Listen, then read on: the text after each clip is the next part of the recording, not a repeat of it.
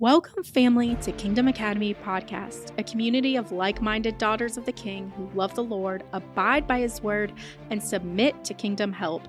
That is healing, equipping, launching, and prospering in business and ministry. So our guest on this episode is Aaron Janda, and I'm really excited for him to share his testimony and about his business and ministries that the Lord has been preparing him and birthing in him, and that he is launching now. And it's really amazing and relative to a lot of the things we've been discussing here on Kingdom Academy, how the Lord takes this time and season in our lives where He has us wait and rest in Him. And in that time, He's preparing us for the things that He has called us and anointed us to walk into.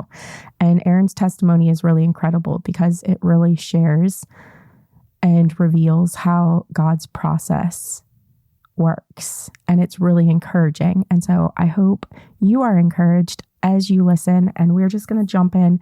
We were in the middle of a discussion and we just decided to kind of start recording where we were at. And so we're just going to jump in right there. I was asking you, you said you have been an author and you've published 3 best-selling books, but you've actually written 7 books.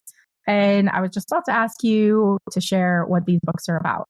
Yeah, absolutely. So almost 10 years ago, I was living in Tulsa, Oklahoma at the time, and I had just moved to Tulsa, had licensed a business off to a partner back in Seattle. And so, but we were still, moving and had just, we were still kind of on a shoestring budget. So I was going to a financial workshop. And as I was getting out of the car, it was at the Renaissance Hotel where Tiger Woods stayed when he was in town for the PGA. And I saw something. It looked like money on the ground next to me, wedged up under the tire of the car. And so I grabbed it, and it was $100 bill. And I was like, "Sweet, free money." And your first initial thought is like, what can you spend it on? But then I went into the lobby of the hotel. I'm looking at the $100, and I'm like, no, I've already ran a 6-figure business. What can I do with this $100 to turn it into $1,000? And this is 2015, so this is way before side hustles were big and all this other stuff. And so I basically started a case study where I forced myself to only use $100. I bought some electronics, sold them, and flipped them up, and got it up to about $500 or $600. And then my trade was cabinet refinishing in my business in Seattle previously, and so somebody wanted me to refinish their kitchen cabinets for a small little house. It was like $850. And then I got $259 of supplies. So again, I took it from my capital that I had and bought the supplies, did the job, and got reimbursed the supplies. So now I'm up to like $1,600. So I ended up getting up to like $2,400 or whatever. And that became my case study. And as I was sharing it, I'd worked with youth and young adults in the past. And so I was like, this should be a little book where I introduce entrepreneurship, capital, investment, and ROI, focusing on the ROI. Because if you can take 100 to 1,000, you can take 1,000 to 10,000 and beyond, right? It's the same principle. And so one of my mentors and friends, he said, you have to write that book. And so within 2 months, I had basically self-published my first book called My $100 Project. And it did really well. It got into the hands of the president of a regional bank in the area. Next thing you know, I'm getting a call from his assistant. Hey, President so-and-so wants to meet you for lunch. They were launching an entrepreneurship program through the bank. And so I was able to be involved in that. And that kind of set me on this crazy trajectory of writing books and speaking and being on the radio, and even before podcasting was really big. And, but then as my story progressed, I had some life, challenging situations, and that book got put on ice. And then I didn't, publish my next book until 2019. So nearly 4 years later, but, that was my first book. Intro to Entrepreneurship, My $100 Project. That is awesome. I love that you lived it out too. You didn't just, so I feel like sometimes, so many times I've read so many books on entrepreneurship, and sometimes I feel like I've read books where you kind of can tell the person hasn't lived out what they're saying. They're just writing what they think they know or what they think might work. There are a lot who have lived it out as well. But I think it's more, you can tell when you read a book. when somebody has lived it out. Well, and it's funny, the feedback that I got from that book specifically, just even my writing style, it's very personal and it's very easy to read, easy to understand. I've done, I've taught in schools around the world and done different things. And so it was just really like very teaching, kind of conversation within the book. But people were like, man, I feel like I know you a lot better now, and that was really good feedback because it was like they were kind of getting to know me, my thought process. And so, yeah, that was a pretty cool experience on my first book. I would then go on to publish, 6 more, co-authored a few more co-author books. A few of them are my own, multiple bestsellers. What's interesting as I, moved back to Tulsa in 2019, and we can kind of rewind to the leading up to that, but specifically regarding the books is, a friend of mine who was an influential entrepreneur. He was publishing a book called Influence and Income Online. And so it was a story of, multi-million or millionaire online creators and digital marketers and whatnot. And he wanted me to be in the book. Now, I just come out of a pretty difficult season. And so it wasn't the ideal time for me to do that. But I did. And I submitted 1 chapter. It's called Authoring Influence. So even though I wasn't a millionaire, online creator, I was still able to add value by writing a book about authoring influence, not knowing years later that I would launch a publishing company. And basically that's one of the reasons why people would publish a book is to create, influence, through authorship. So that was kind of crazy, without really having the foresight to that. But that book ended up being a bestseller in like 5 categories above, Tony Robbins, Gary Vee. Did really well. And so as people were following my story and seeing, the progress, the following year, 2019, I did 2019, I did 2 books. The second one was, the second one, 2019 was called, Overcoming Adversity in Entrepreneurship. And so that ended up being a bestseller as well. So people are seeing this, they're getting the books. And then people started reaching out to me in 2020 before the pandemic. And they're like, I want to write a book. Can you help me write a book? And so I, started Legacy Publishing. And so now I'm not only doing my own books, but helping other people do theirs as well. So that's how I got involved in the book world. It's been quite a wild ride. And now definitely have a lot more clarity of vision and purpose and want to help people specifically write and publish, inspirational content. A lot of my authors are Christian authors. So they have that God piece. And then at the end of 2023, so last year I launched and started a book series called Your Story Matters. And that is also following that co-author model where I collected 19 other stories beside my own. And a lot of those people ended up going on to be clients of mine.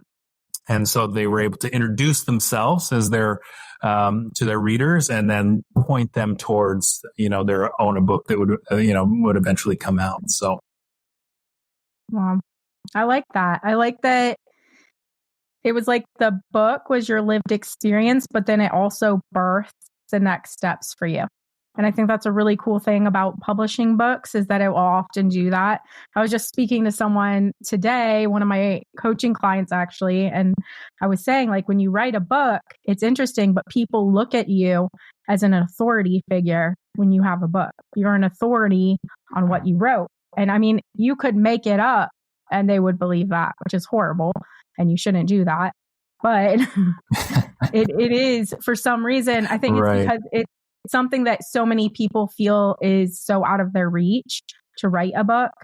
And so when somebody does, they're impressed by it. And because of that, they look at you as an authority on the subject you wrote on. Do you find that to be true? Absolutely. And 84% of Americans have thought about or wanted to write a book. Less than 5% ever do.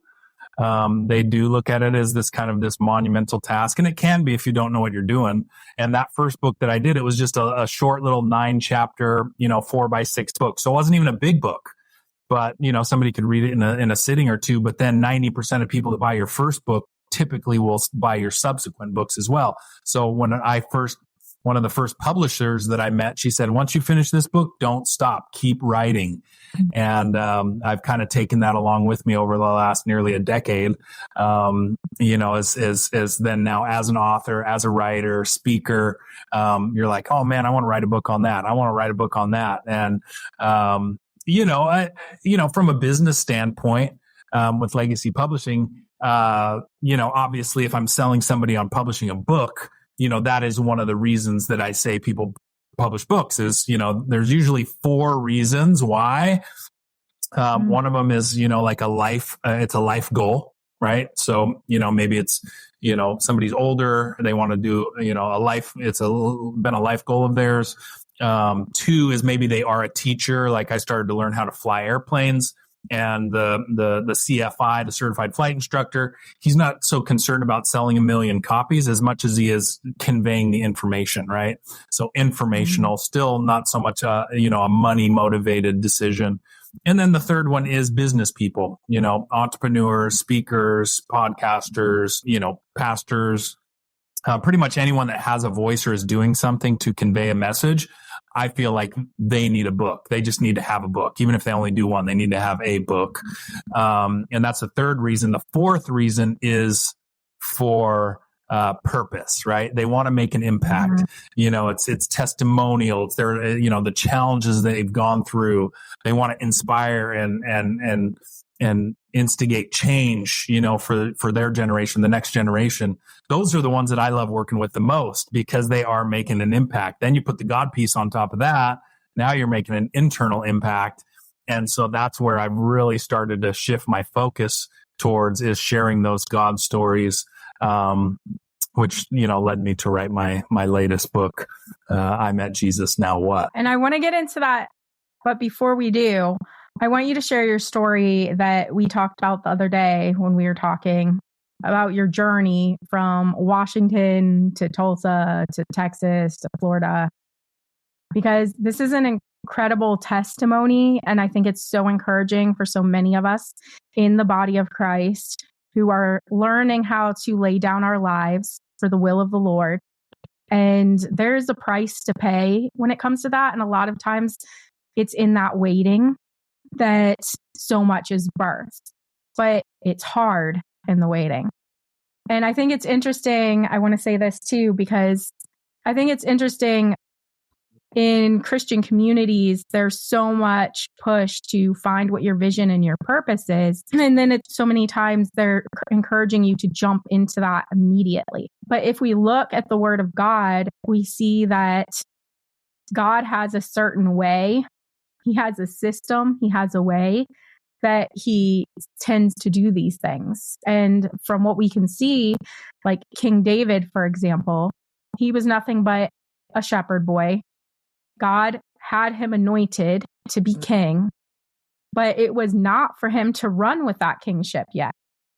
He was given that purpose first, and then he was sent into the waiting where he was equipped to carry that purpose. Joseph was given the dream and the vision, and then he was sent into the waiting for many years. And P.S., if you know these stories, you know those waiting places were not nice. David was in hiding, living in caves, on the run from the enemy for around 17 years. Joseph was sold into slavery in a pit by his brothers, then falsely accused and thrown into prison. So the waiting is very difficult. And most of the time it's very difficult. And most of the time we do not understand why. We don't understand the way that the Lord is taking us. We don't understand the purpose. And it's really hard. But the reason I'm so excited for you to share your story, Aaron, is because it encouraged me so much, but also because it gives hope to us as believers that, yes, there is this journey of the waiting, and it makes no sense when we're in it. But Aaron can he's beginning to be able to now share the other side of that, what it looks like after the waiting, as the Lord starts throwing open those doors and giving you all those green lights. And then you start to look back and see all those places that didn't make sense. that are now making sense. So take it away, Aaron. And what was so great about reconnecting with you and just even talking, I think our phone call was like an hour and a half or something. It was like we could relate to each other because you came down to Florida, then you went to Texas, and it was like, you're wanting God's will for your life. But then when these challenging things happen, you're like, one, where are you, God? And two, what is the purpose of all this? And, Moses, he went into the wilderness for 40 years before he came back and did, fulfilled his ultimate calling that's been told for generations, thousands of years, from that time in his life, made an internal impact and a global impact that's still affecting people today. And Joseph, I can relate to Joseph in several ways. And I've had people prophesy and speak things specifically regarding Joseph but God, it's so interesting because even though it was a bad thing that happened to Joseph, his brothers were jealous because of the favor of his father and they wanted to kill him. And then thankfully, one of his brothers said, no, let's not kill him. We'll just throw him in the pit. And he was in the pit and they lied. They said he was dead and then he gets sold into slavery. But even in God's sovereignty, God had something lined up to where he was, even though he was sold into slavery, he was sold into Potiphar's house, which is, a high level official in Egypt. And then, of course, Potiphar's wife came on to David. He said, I will not sin against God and I will not sin against Potiphar, his boss essentially. And then she falsely accused him and he was thrown into prison for 2 years. Then even in prison, he had favor will take you where money cannot, or even position. And God's favor literally put him in promotion within the jail because he's not a bad guy. He didn't do what they said he did, right? And so the narrative started to change and the jailer put him over this, that, and the other, right? And so in those times, specifically the pit, prison, God was developing his character, right? And so a lot of times stuff will happen to us and, God may not prevent it unless it would ultimately, affect our ultimate destiny and God, his plan for it. He won't let anything happen to us that's more than we can bear. And so those times, I can only imagine those prayers, those thoughts, those emotions that Joseph was feeling in prison for 2 years, being wrongly accused. But here's what's funny is once Potiphar had a dream, they need somebody to interpret the dream. So we don't know all the other dreams that maybe, God had given Joseph, but clearly that was something that he was able to do by the Holy Spirit. And he was able to interpret that dream and he was brought out of prison, interpreted the dream. And then he eventually made it into second command of all of Egypt. God foreknew that years later, there was going to be a drought and a famine in the land. And so God positioned him there so that he ultimately could come up with a strategy to save thousands and if not millions of people during that time by storing up additional grain in the prosperous years. So, including his own family, God sent him ahead to prepare a way and save the lineage who ultimately would be Jesus coming.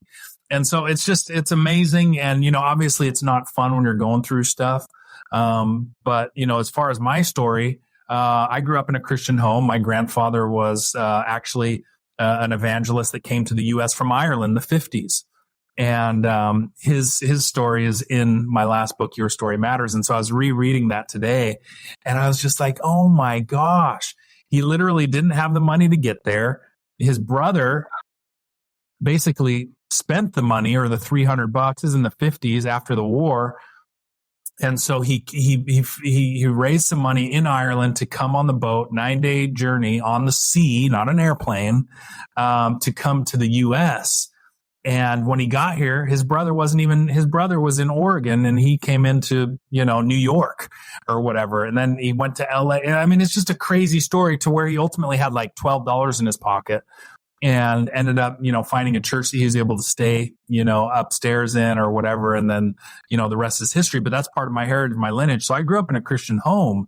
But then throughout my early teen years and into my early 20s, I walked away from God. I was kind of like the prodigal son, sex, drugs, and rock and roll, girls and partying and raves and all this stuff. And there was many times where I could have ended up dead, or arrested. You know what I mean? And so not knowing years later that I would eventually go to Bible school and then I would work at a bank, right? If I would have got a rap sheet, I wouldn't have ended up working at a bank, which God developed more relationships through that position. So he always knows ahead. He sees ahead. We don't see, we don't see everything that's ahead, but the Bible and the Word of God is a lamp to our feet, a light into our path. It only gives us the next few steps, right? So, if you're going through something challenging, sometimes you just have to ask yourself, what is the next best step? And you seek God for that next best step, and he will show you what to do. I'll kind of go through it briefly and then kind of catch us up to speed. But, basically God got a hold of me in my early 20s. And, I started serving in youth leadership in my church for a couple of years. Then he called me to Bible school. And that's when I moved to Tulsa, Oklahoma for the first time. And so I was just feasting on the Word of God. I was learning so much. It was really building a strong foundation of faith within myself as a person. And then I ended up leading an evangelism outreach for 4 years. We traveled around the country. I studied missions, third world development. And so I spent time in the Philippines and Europe, and I've been to South Africa, Dominican Republic, Mexico a couple of times doing missions type work. And so life was good. And then eventually I would go on to get married in 2012. We were both in ministry. And so I had just, basically started and launched my cabinet business in Seattle and scaled it to 6 figures within a year. But then God was calling us to Tulsa to go back and be on staff at a church there. We were there 4 years. Well, right after, like I was sharing earlier, my first book, My $100 Project, literally like a month or two after I published that book. So now I'm working on my second stream of income, what I felt really ultimately called to do, write and speak and do all these things. A business partner, basically a rogue business partner, ended up stealing close to $250,000. And we lost 80% of our income. We were on a stipend at the church. It wasn't like, we were just getting a little bit from the church. 80% of our income disappeared. And so, even though things were starting to take off with that first book, it just went completely flat. And, that caused stress and drama within the relationship and my marriage at the time. And ultimately 6 months later, my wife left. And so we had started accumulating debt. We had to move out of our house into a 1-bedroom apartment. I mean, it was all very traumatic. And I, going into January of, that year, 2016 is, I was like, hey, give me 6 months. I'll figure this out. And I ended up getting into a direct sales company, doing very well. So things were changing, but we had accumulated, 80, 100 grand of debt. And so, ultimately she left. I moved back to Seattle for 2 years to try to restore the relationship, get counseling, and, to no avail. She ended up filing anyways. And 3 days after the divorce finalized, God said, I want you to move back to Tulsa. And that is where I ended up, being back in Tulsa in 2019. And now, even though I had all this debt and all this stuff, I was given the opportunity to co-author those 2 books that became bestsellers. And it completely shifted and changed my trajectory. So it was like not even 3 days after a very tough, time and a divorce. And, thankfully I was able to pay off 120 grand of debt in a few years. That was a miracle. And then, slowly but surely he started restoring my life back to me. And then I finally get the keys to my own place. After struggling in Tulsa, after the divorce for, some months. And it ended up being 365 days from the day that I got there, I got the key to my apartment. Now, I'd lived in a nice home in the nicest neighborhood, but it was amazing to me how special just getting that key to my own place. Granted, it was on a golf course or whatever, but, it was nice. And so a week after I got the key, I started a new job. A week after that, the pandemic hit, 2020. What on earth? Are you serious? It's like the icing on the cake. Thanks a lot, So then that was like, I thought I was getting out of the pit, and then it was like into the prison, right? And so, but in that time, God was able to really just start giving me clarity, direction. I started, a book series called Your Story Matters, which took 3 years to come to fruition because of all the struggles and challenges and whatnot. But then ultimately, I ended up moving back to Seattle in 2022, and that was a whole nother season. And then moved to Florida at the end of, or middle of 23. ended up coming to Florida, and then a friend was launching a company in Dallas. So I went out to Dallas for like 3 months. That ended up being a bust. So I was like, kind of like, you can understand, like, what am I doing? This is crazy. So I came to this point in the beginning of this year, 2024. I had 6 books that were all, business, entrepreneurship, motivation, but not like Christian based. And, when I was in Seattle previously, I had helped a young adult start a Bible study.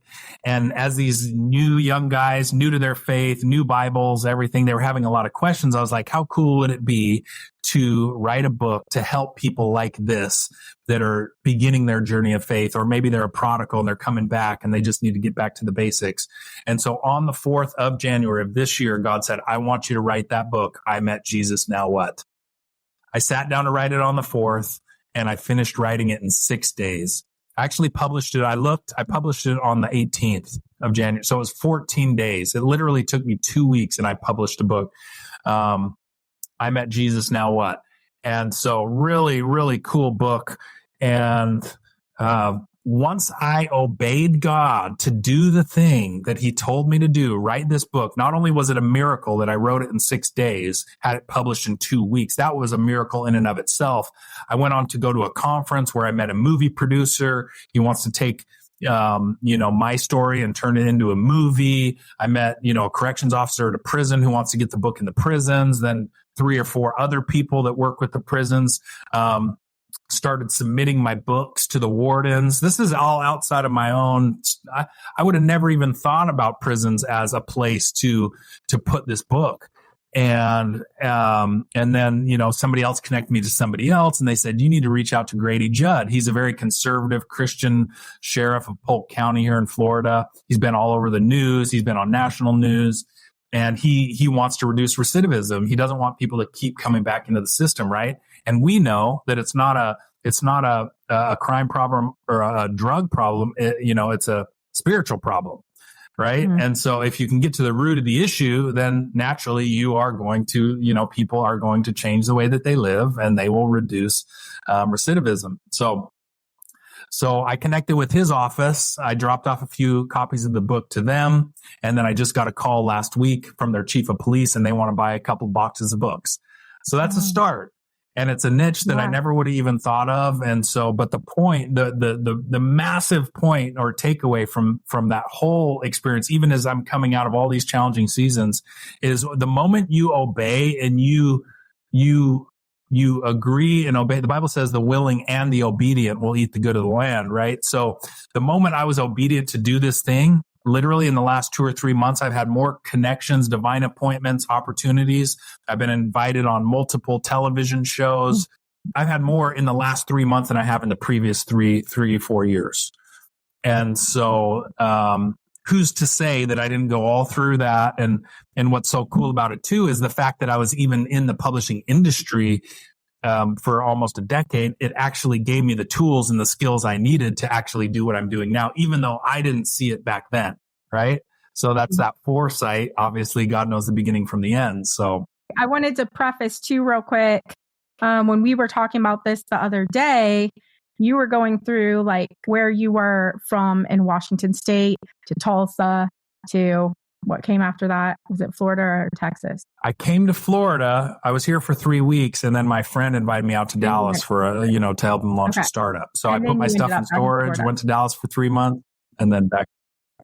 Yeah. Okay. Because when you were telling me, the thing that really stood out to me was the fact of how you were saying that things just weren't going. You were putting in all the work. You knew where God wanted you to be and what he wanted you to do, and you were putting the work into it, but it was just like it wasn't coming to the fruition that we think should happen when we're moving in what we know is obedience to the Lord.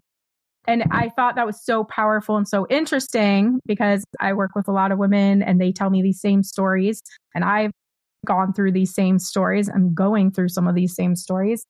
And it's so many times when we're in these certain places in the waiting that it feels like it's a dead zone. Like Joseph, when he was in the pit, he felt like he was going to be in there forever. Then he was sold into slavery. That felt like it was going to be forever. Then he was falsely accused and put in prison. That felt like it was going to be forever. Then the two came and he translated their dreams and thought he had a little bit of hope. Nope. Now it feels like really forever. And we get stuck in this waiting, thinking we're going to be here forever. But really, it's the preparation for the time and the season that the Lord is preparing us for.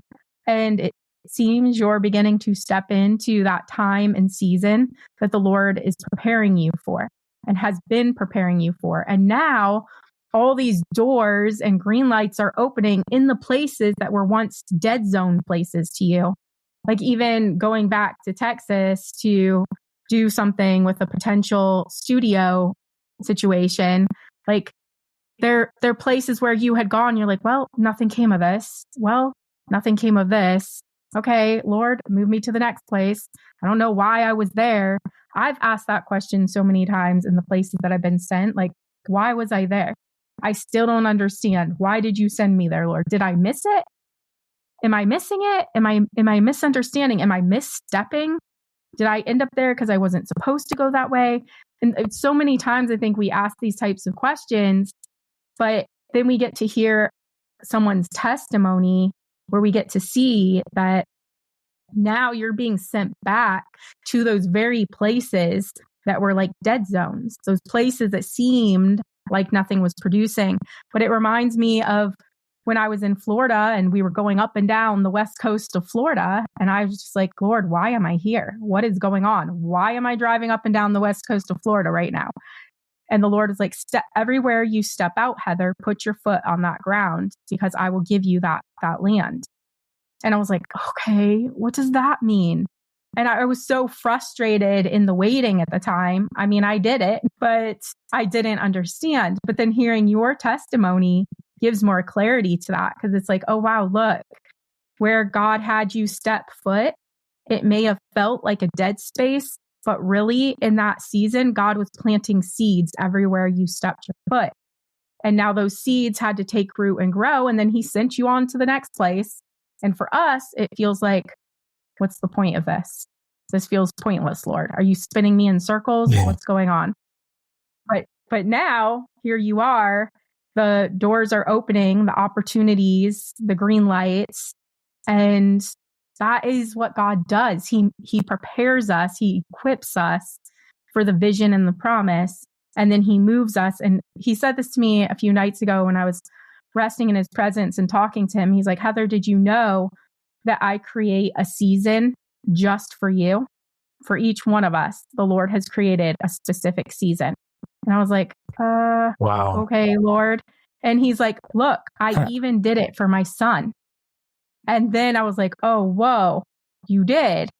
And how long did Jesus wait in the waiting before he was equipped and ready to go into the season God had created for him? He waited 30 years before God moved him into his 3-year season on earth. So we all are being equipped. We feel like it's a lifetime sometimes. And guess what? Sometimes it's a lifetime. Sometimes it takes our whole life to get prepared for one small season. But in that small season, God is going to move through us in such mighty and great ways that it is going to be supernatural transformation. It's going to be honey from the rock kind of things. And what's interesting is, obviously a lot of us have heard of Billy Graham, right? And, all those years that he was preaching and winning people to the Lord, I think he led 3 or 4 million people to the Lord in his life. But then with syndication and television and all these tools, after he passed away, he's led 24 million people to Christ. So wow. God can maximize. We're not bound by God. God's not bound by time, and we are limited in this pre-eternity space of time, right? So we see things, and we judge where we're at based on natural things. The white picket fence, the house, the kids. And we have our own way and metric of judging whether we feel like we're there yet. And God can, what does the Bible say? That he'll restore the years that was stolen and lost, right? So he can do more in a short space of time, like Jesus' earthly ministry, 3.5 years, than you know what I'm saying? So it's like, even, with Joseph and all that, and so that's what, it's funny because you mentioned time, and literally within the last 24 hours, I was like, I need to do a study on time, like throughout the Bible, right? Like do a study on time. I don't even know what that looks like, because I've never even really heard of a study on time. Not to synthesize everything that we go through and whatever, try to put it in a box, but I'm just curious. I'm curious, right? Because it's true. A lot of these men of faith, and, Hebrews, is it 11, the hall of faith, right? It's like, by faith, they did this, by faith, they did it. You look at each one of those, and they went through challenging times. They went through difficulty. They went through loss. Even Job, he lost everything, and God restored it to him 2 times over. And, so it can be challenging, and it's not something that necessarily happens quickly. Right when I got back to Tulsa after my divorce, I had talked to a pastor who was in ministry for 25 plus years, international television, all the things. They had moved to California to start a church. And within a few months of being there, his wife said, I don't want to be in ministry anymore, and I don't want to be married to you anymore, and left. And so he told me, he said it took 7 years to get back to, 7 years. And I was like, 7 years, it's not going to take me that long. And then I turn around and look, and it's been like 4.5, 5, since, the Devo to now. And I'm just like, yeah, it's not a quick process, but if we truly, if we submit ourselves to him, he can expedite the process. Or even if we go through a long season of, 3 years, 5 years, 7 years, whatever, like you said, like God can do more with a year, 2 years, 3 years than all those years leading up to that. And that's why I like books, and, you get the videos on YouTube, you start doing this stuff will be here long after we're gone, and you can still make an impact, outside of even your own earthly life.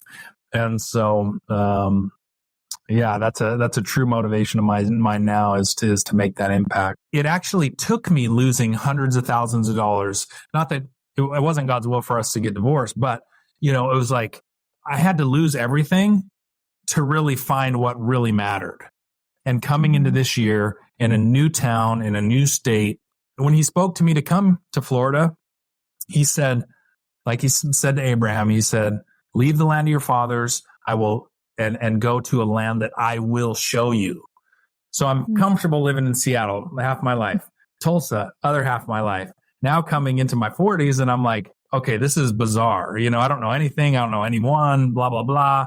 And like I shared, like you said, it's like more has happened in the last few months than the last several years of trying and toiling. And it's funny because I was at a midweek service, and the minister, he called me out and he prophesied.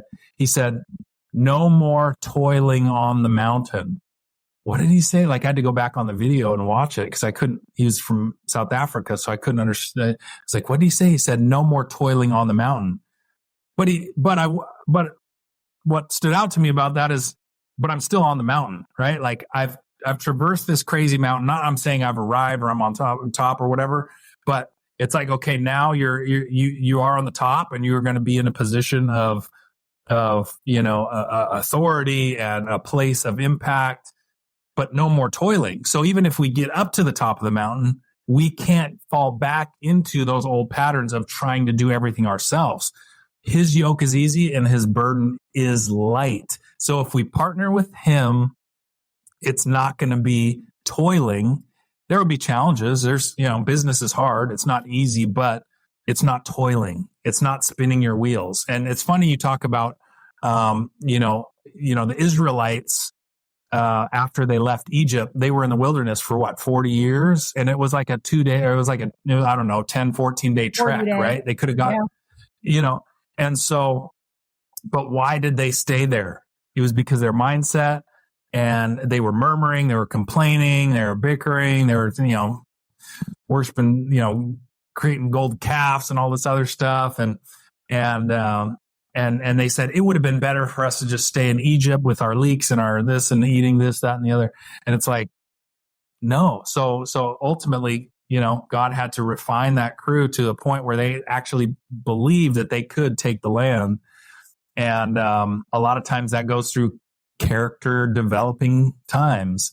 And, as I was learning how to fly, I haven't got my license yet, but it's a desire of mine, is sometimes you have to go in a holding pattern, right? So if it's not safe to land, you're still flying, you're up there, you're doing your thing, but it's not safe to land. And so you may be in a holding pattern where God is just like, okay, it's not quite time yet. It's not safe to land this plane yet. And I had another minister, speak into my life after my divorce. And he said, I was in Seattle for 2 years during that time. And it was so specific. He said, you felt like you were in a prison for the last 2 years, but you weren't in a prison. You were in a safe, or like a safety deposit box. It was like God was keeping you safe from, remarrying the wrong person, doing the wrong thing, whatever. He was keeping me safe. And here's the kicker. He said, but just like Job, you refused to curse God. God was the only thing that got me through that season.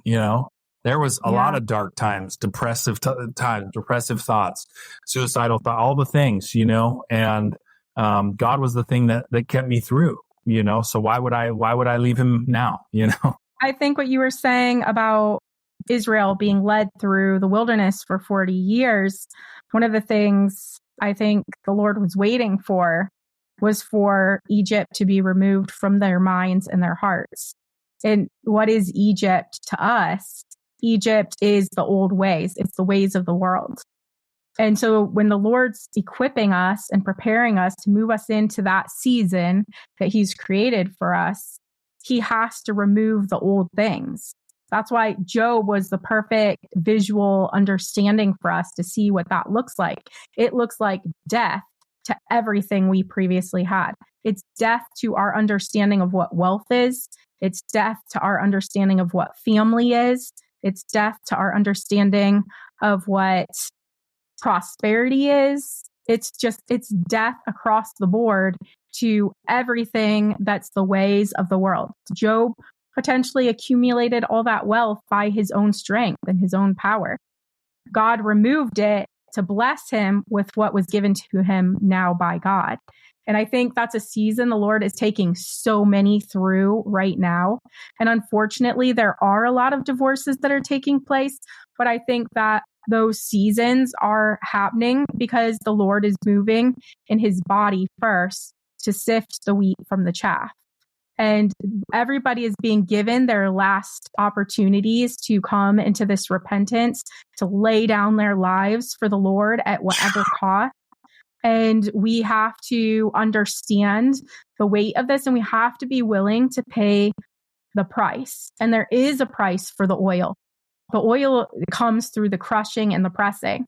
And I find it so interesting. I think I've shared this before in some of my episodes, but it definitely should be reiterated over and over, that the parable of the 10 virgins, all 10 of them had oil in their lamps. All 10 were believers. No. All 10 had oil, but only 5 of them had enough oil. And then 5 of them who ran out of oil went to those 5 who had enough and said, give us some of yours. And this hit me really crazy when I read it, because I was like, Lord, isn't that a kingdom thing that we should share? What is this oil that they said, no, you go back to the market and buy your own oil?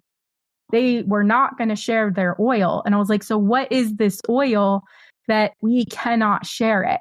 And we will not share it, and we are not to share it. What is the oil? And I learned from the Lord over time that the oil is what is birthed in the pressing. It can, the price, you go to the market and you pay the price. You lay down everything. You sell everything at the market for the treasure, for the oil, for the pressing. It's that willingness to remain in the waiting and allow the Lord to press you. And in that season and in that time, oil is being produced. And we don't want to, as much as it's a hard time and it's death to our flesh, so it can feel like suffering sometimes, we want to remain there because we want enough of the oil that we're not going to run out. We do not want to run out of that oil, people. Do not want to run out of that oil. Facts. That's good. That is really good. All right, so that was part 1 of our interview. We actually have another half of this interview that we're going to be sharing in the next week, so stay tuned for that. And most likely we'll actually be doing another part where we dive deeper into the publishing world. But right now, the testimonies are really powerful that the Lord has been birthing in this process. And so we really wanted to share that with you all. And I just want to encourage you to check out Legacy Publishing Company and be sure to join our membership community, our business coaching membership community. The link is always in the bio or the show notes. And join our private community because we'll actually be having Aaron in there doing real hot seats and Q&As. So if you're working on a book project right now and you want some help, you can actually get help inside our community because we have a lot of amazing guests and experts that we're bringing in who can serve you in those areas of need. So be sure to check that out as well. And we'll see you in the next episode. Thanks for joining this conversation with us. If you've enjoyed this episode, please subscribe and leave us a review. For episodes, offers, or other guest information, please be sure to check the show notes. Thanks for listening and stay tuned for the next episode.